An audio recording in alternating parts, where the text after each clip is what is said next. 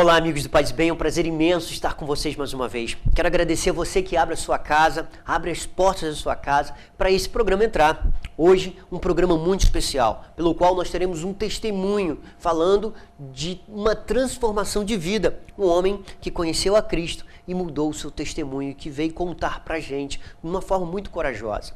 Hoje também está acontecendo a partir das 19 horas uma missa lá na Prefeitura Municipal de Teresópolis, e nós fomos todos convocados a estar nessa mesa, para que a gente possa dizer publicamente que nós não concordamos com o aborto no nosso país. Até porque o Congresso já aprovou a lei, falta a sanção da presidência. Nós estamos todos convocados a nos unir para dizer não a esse tipo de atitude. Nós não queremos um país que lute, que aprove a morte, e por isso estaremos todos lá. Por isso agora, fica com a entrevista do nosso amigo Marcelão. Olá, amigos do Paz e Bem, é um prazer imenso estar com vocês mais uma vez, principalmente porque eu estou aqui do lado de um grande amigo, um homem que eu aprendia a amá-lo através da caminhada jovem. Teve um dia lá, vou começar contando, né? Teve um dia lá que de repente apareceu um cara meio grande, assim, meio com vozeirão, e aí eu conheci o Marcelo, conhecido como, todo mundo conhece como Marcelão da caminhada de Emaús. Marcelão, muito obrigado pelo seu sim, obrigado pela sua disponibilidade de vir falar sobre um pouco de sua vida para as pessoas que nos assistem. Sim, é um prazer imenso também estar aqui, Léo, e se entregar a Deus através desse programa para poder relatar um pouco do que foi a minha vida, do que foi um lado ruim da minha vida, não como uma obra-prima, algo que seja para engrandecer a mim, mas simplesmente para que venha mostrar que quando nós tomamos a decisão errada, buscamos o caminho errado, nós podemos ter a nossa vida destruída. E muitas das vezes não somente a nossa vida, porque da nossa vida a gente atinge a nossa família. Falando nisso, deixa eu te fazer uma pergunta. Você hoje, quantos filhos você tem? Eu tenho 6 filhos. Sim, quantos anos? 28, 24, 21, 19...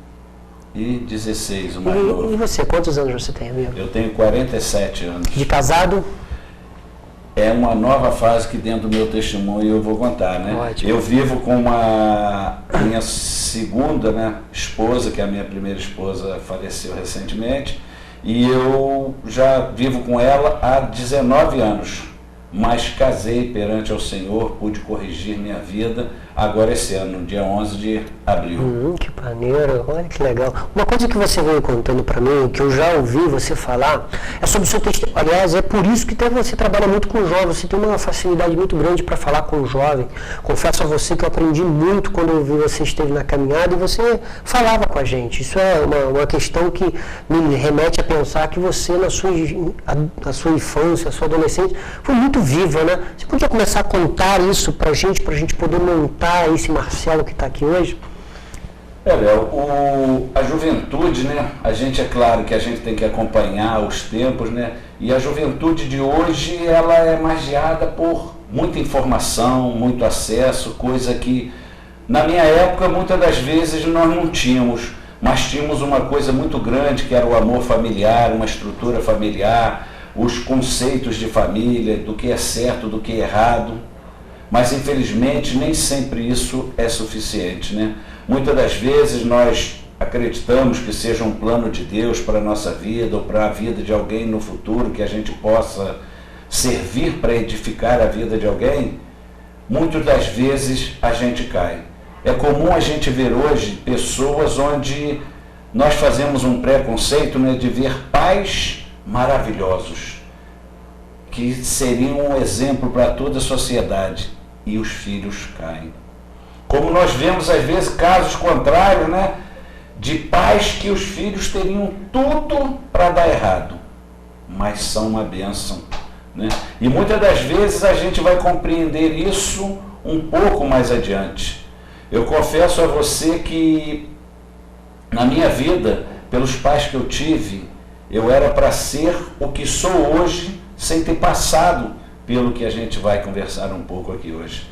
Porque meus pais sempre foram pessoas do bem, foram pessoas criadas e vivendo sempre na igreja, na família. Meu pai nunca foi de bebida, minha mãe nunca foi de bebida, minha mãe sempre foi catequista durante muitos anos aqui na nossa cidade de Teresópolis. Sempre participaram de encontros como cursilho, encontro de casais, sempre a minha casa cheia de pessoas desse grupo, né? A gente convivendo, participando, sempre meus pais nos levando, mas na minha juventude eu fui seduzido. Seduzido seria uma forma covarde de dizer, né? Seria como muitos que às vezes colocam que a culpa não foi minha, foi encardido, foi do outro, mas não, somos nós que damos esse passo em direção. E eu, como todo jovem, quis experimentar os prazeres do mundo e desde cedo fui trabalhar de segurança numa boate, onde a gente tem facilidade. A pessoa que trabalha, que está nos ouvindo, que trabalha às vezes com segurança, sabe disso, que você vira uma referência e por virar uma referência, muitas das vezes você se aproxima do mal. E eu não fui diferente, comecei a conhecer muitas meninas e através disso eu nunca mantive um relacionamento sério e a conheci também uma das filhas do inimigo que me derrubou durante muito tempo, que foi a bebida. Foi a primeira de sua filha que passeou durante a minha vida por mais de 30 anos. Porque infelizmente a gente vê hoje que a bebida é uma droga, mas uma droga social. Nós não vivemos numa lei seca onde é proibido, onde tudo é feito para se comemorar, para se chorar, é com a bebida. É uma coisa que vem destruindo e derrotando toda a nossa sociedade, mas ela é permitida, ela é usada em todos os lugares, e isso faz com que a gente aceite a derrota como uma coisa normal. A gente aprende a conviver com isso, né? Você está falando disso, hoje nós temos aproximadamente 50 mil pessoas morrendo por ano, acidentes de trânsito no nosso país. Desse total, 70% é de jovens que ao final desses bailes vão para suas casas e acabam cometendo, né, devido à bebida, perdem o sentido, batem com o carro, estragam famílias e se destroem suas próprias famílias. Sim. Isso é muito comum. É muito comum. Eu sou de uma geração que o nosso primeiro passo errado era noticiado nas TV, que era o cigarro. Era um ponto de status de masculinidade você estar com cigarro. E eu não fui diferente. Eu comprei meu maço de John Player Special, botava no bolso, ia para a porta das boates, porque era um charme você ter aquilo, era sinônimo de masculinidade. Nós vimos até isso nas TVs, né? Nos filmes, nas novelas, sempre tinham essa cena. Isso gerava moda que nós acabávamos seguindo, né? E isso a gente vê hoje na nossa sociedade quantas e quantas pessoas que estão sendo destruídas e mortas pelo cigarro, pessoas que, se você for fazer uma entrevista com fumantes, todos, sem exceção, vão lhe dizer que isso é ruim, fede, mas mesmo assim nós temos uma concupiscência, né? Uma queda de ir sabendo que é ruim. Eu não conheço nenhuma pessoa que beba que diga que um porre é bom. Eu não conheço nenhuma pessoa que começou bebendo 1 litro por dia. Normalmente a gente começa com o primeiro gole. Por isso que todas as pessoas que vêm até mim, que dizem, eu estou diminuindo para parar, eu sempre digo, você está tentando se enganar. Você está fazendo o passo inicial novamente. Não está cortando o mal pela raiz. Exatamente. Quando a gente vai, eu gosto muito de usar metáforas, né, historinhas, eu sempre me espelhei muito nas parábolas de Jesus e nas histórias que o Padre Léo nos contava, de que quando a gente vai limpar uma praga num gramado, eu já trabalhei nisso também, você tem que ir na raiz. Porque se você só corta por cima, ele fica bonito perante os olhos, mas daí a pouco a praga volta. E a raiz fica mais profunda. Mais forte, raiz mais profunda. E é isso que vai acontecendo com a gente, né? E eu, depois de viver isso, dentro dessa boate, eu conheci a que foi a mãe dos meus primeiros filhos. Eu conheci ela dentro de uma boate, não que boate só tenha pessoas do mal. E eu, com 18 anos, cheio de uma vida desregrada, mas resolvi casar.